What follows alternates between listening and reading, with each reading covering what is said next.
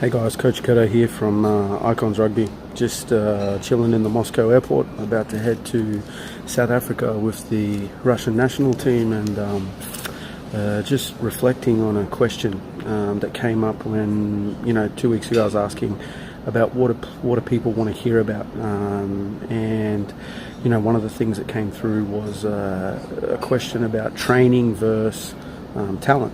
Like which is more important. And for me it kind of springs two really strong arguments that talent provides you with such an advantage up to a certain level. Talent without training is nothing, and training by its own is really nothing as well, because you can train your ass off and you still, there's so many guys out there who just are not going to be as good as someone who's got a high talent, and that's the nature of the sport. But one of the things I want to touch on, and it really brings in the first kind of major point, is is it really, if you've got a little bit of talent, like raw talent, that comes in so many forms. And the worst thing about it is that we look at talent as a pure, I guess, X factor form. But talent can come in the way of reading the game. Talent can come in the way of having great camaraderie. Talent can come in the way of having an understanding of people. And that's something that a lot of coaches and a lot of environment around footy don't talk about. Is when someone talks about talent, you immediately think about your ability on the field, someone's ability to be better than someone else in a physical aspect. But there's so much more that goes into it. You talk about guys like Cam Smith. People say he's not the most talented footballer, but the thing is that he has one of the best talents in the world. Is that his ability to control the speed of a game is a talent in itself. He might not be the Tuivasa-Sheks or these X-Factor guys, but his ability to control the game is a talent that, other people don't have. So it's really interesting, that component, that I wish that we would discuss the range of talents more, rather than just, who's the kid who's got the best step, who's the kid who's got, the best palm, or who's the kid who can have the best ball skills. It comes down to so much more than that a team can look for in a talent acquisition place, especially from recruitment standards. And realistically, if we were to look at the deeper values of how to recruit talent, then you'd find that there's 5 or 6 different avenues that you could go down. So that kind of segues into the training aspect. Is training more important? Like I said, talent is only going to get you so far. At the age of 20, talent is gone. Like, without training.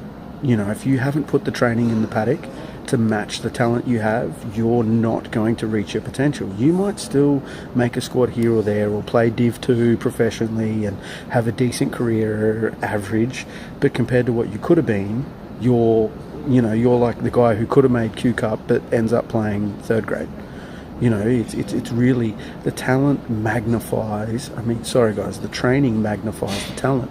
And it's something that I would really focus in on developing a talent. If a kid come across to me and I saw a raw ability that he had, I would make him a master of that talent. Because a jack of all trades, there is 50,000 of them around. A guy who has a raw ability to just have something exceptionally special, you need to make that 10x, so that if they have weaknesses in other areas, it's overlooked.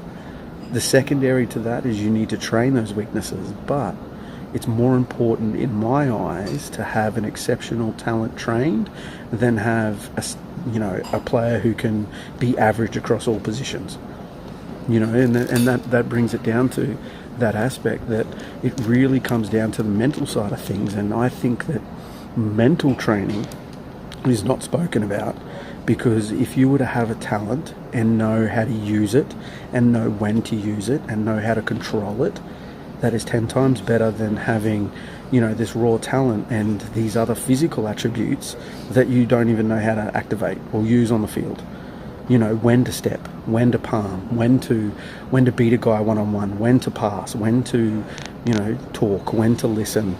You know, that is so valuable to a team that coaches are now starting to look deeper into. And I think the recruitment process and the selection process over the next 5 years in footy is going to massively change, where now there's a lot of pressure coming down from, you know, these professional outfits to come down a level to this kind of schoolboys bracket, where they're starting to look at more switched on kids mentally than they are looking at the physical beast.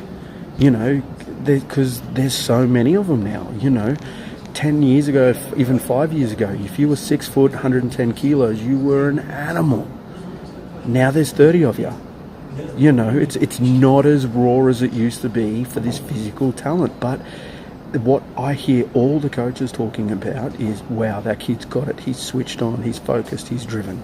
And they're getting more attention. So I think that the question when talking about talent versus training in the old version is so outdated, where it now needs to be spoken about what talent and what training, because the focus side of things, the mental side of things when it comes around to talent and training are so overlooked. But there's a huge shift that is starting to change, and I think that coaches and also organisations are starting to rein that in and identify and realise that, hey, there's something going on here. Like, I know 100% NRL clubs now do personality tests.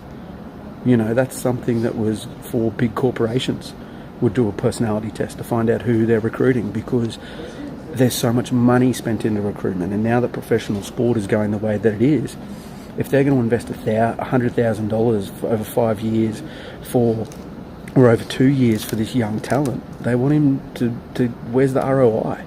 You know, where's the return on investment? It's you want that guy to turn into a 5-6 year prospect, because, you know, that's where you get your return. Not, you know, you spend $100,000 on 2 years and all of a sudden he's gone because he can't handle it, because he doesn't have the mental training, because, you know, he doesn't have everything else to match it. And the physical training without mental training is only for so long. You can only push yourself so hard that if you're not strong mentally and you don't have a talent, you know, in that aspect, you know, if you're not ridiculously driven, if you're not 100% focused, if you don't have exceptional gratitude or family values or just raw moral standards, the length of time that you have to put in to make it, and the amount of sacrifice you have to do without it is it doesn't come about. You know, I was listening to an interview the other day, and they were interviewing NFL players, and they talked about, would they go through what they go through if there wasn't money provided? And one guy stood up and said, hell no. You know, because it's not something that the average person can put themselves through day in, day out with all the pressures if there's not a reward on the back end. And the business side of things from the clubs, they want their reward too. You know, so you've got to look at it from every angle. So I guess recapping on that, for me, if it's training versus talent, I want to ask the question of, what talent are you focusing on and what training are you focusing on? Because I strongly believe the physical side of the game, where the physical talent and the physical training is starting to get pegged back, where it used to probably be, you know, 7 times physical, 3 times mental. I think that's now becoming probably a 6-4, and in the next 5 years I think it will actually flip, where the mental side of things actually goes past the physical. Because if mentally you can unlock a better physical, I guess, attainment of your abilities, then you'll actually execute 10 times better than someone who's actually got a higher physical capability. So it really comes down to what you can actually output, not what your potential output is. So, you know, that's just a bit of food for thought, and I'd love a conversation on this, because I think it's something that a lot of coaches talk about, but they'll always come back to the old headway of, I'll take talent, or I'll take hard work, or what the fuck is hard work? You know, what does that actually look like? What does that mean? Because I know for me, the number one thing I'm looking at when I look at players now is, yes, I look for a little bit of football ability, but really I'm looking for a good bloke. I'm looking for a guy who's switched on. I'm looking for a guy who'll jump at opportunities.